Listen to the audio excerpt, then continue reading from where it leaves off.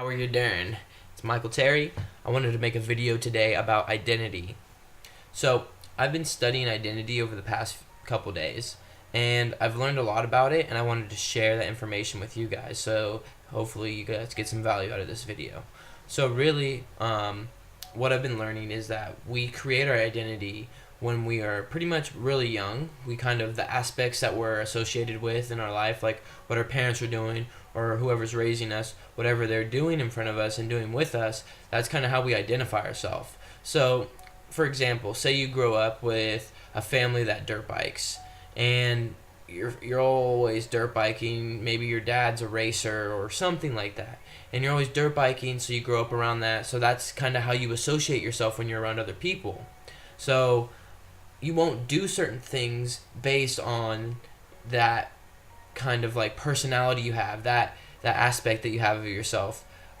So really, like, our culture, like how we're brought up in the world, is how we kind of associate ourselves. And I mean, it goes into high school and middle school and elementary school too, because when you're growing up, you have the different groups in high school. You got the jocks over here, and you got the skaters over here, and you got band over here. So there's a lot of different types of people, I would say, that fit into different categories generally, and that's how you associate yourself as a person.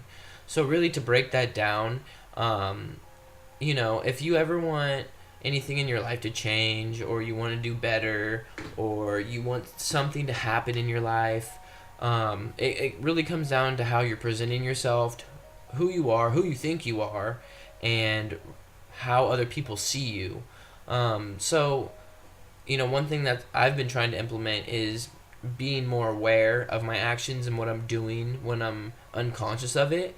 So just like the small little things that I do on a regular basis that I would never notice because they feel so natural and it's just second nature, but I'm trying to be more aware of my actions, so that way I'm able to see what I'm doing and then reflect on it and see if I can improve it somehow or get rid of it completely.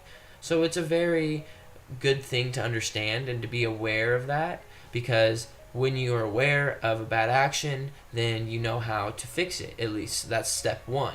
Being aware that you have a problem, or being aware that there is a problem, or maybe there's no problem and you're doing something really well, but you maybe want to improve on it. It's good to always be aware of what you're doing. So that kind of is what I understand about identity right now. I'm learning more about it, so I'll probably make another video about it later. But really, the small actions you have and kind of who you think you are, because you hear people saying, oh, like, you ask someone to do something or do that, and they're like, oh no, that's not me. And then you sit back, and my question is, well, when did you start defining yourself? Like, who do you think you are? Because we're all born the same. We all have the same potential.